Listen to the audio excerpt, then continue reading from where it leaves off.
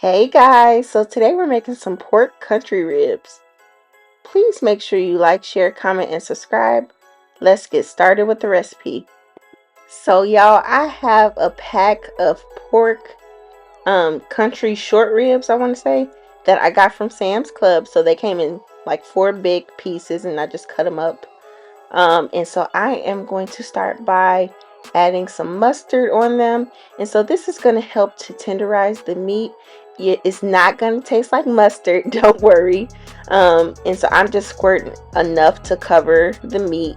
And then I am going to season these short ribs with some salt. You can use some pepper, whatever seasonings you want.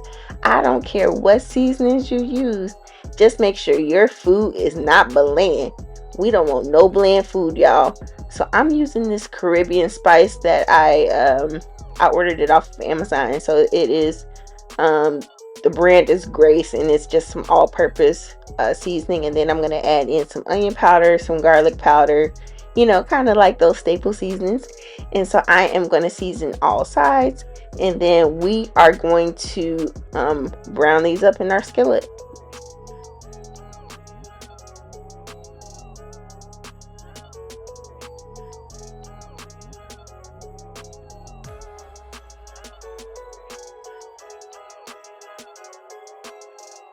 So after the meat is nice and seasoned, you're going to brown each side on in a skillet. So I'm using some avocado oil, and I am just going to place a few pieces in here and just brown it on all sides. You don't necessarily have to do this, but I tend to brown my meat first just to kind of seal in the flavor. And then after I do that, I'm going to put it in a pan and put it in the oven. But again, it's optional, you don't have to, but it definitely does help to seal in the flavor and to help to render down some of that fat that you see on some of the pieces of meat. And so I'm going to do this in batches. And then as far as my pan, I just put some onions in there. You can add onions, green peppers, whatever you want. And then I'm going to put the short ribs on top of the onions, and then I'm just going to brown up the second batch. I did put this into 2 different pans because I didn't want to overcrowd the pan. And when I say pan, I'm talking about the pan that I'm going to cook it in the oven. I didn't want to put all of it in the same pan because I wanted it to cook evenly, and I didn't want to wait forever for the food to get done because it was too much stuff in the pan. And so I am just adding in some dried thyme leaves on top. I didn't put that on there before I browned it because I didn't want the herbs to burn on the stove. But I just added a little bit of water to the bottom, and then I'm going to cover it with some foil, and then I baked this in the oven on 350 degrees Fahrenheit.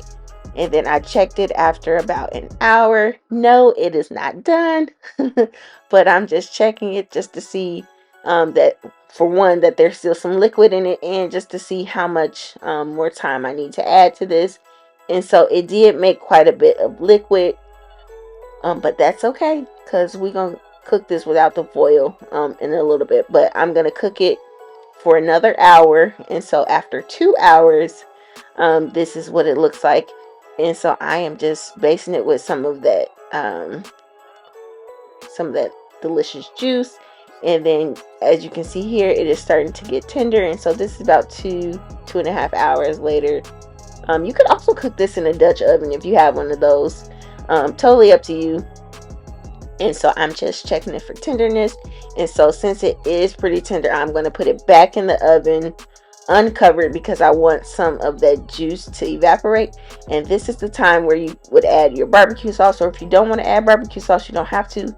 You could totally put some gravy on here if you want to. You can drain some of that liquid off if you want to, but I ain't got time for all that. So I'm just gonna put some barbecue sauce on it and rub it in, and then I'm gonna crank my oven up to 400 degrees, and I'm gonna let it cook in there uncovered just until some of that juice evaporates, or you can put it in another pan or drain some of this liquid off of there.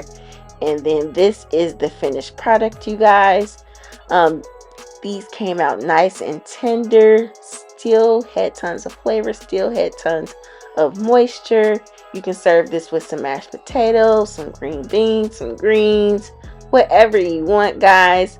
I hope you enjoyed this recipe. Please make sure you like, share, comment, and subscribe. Thanks for watching. Bye.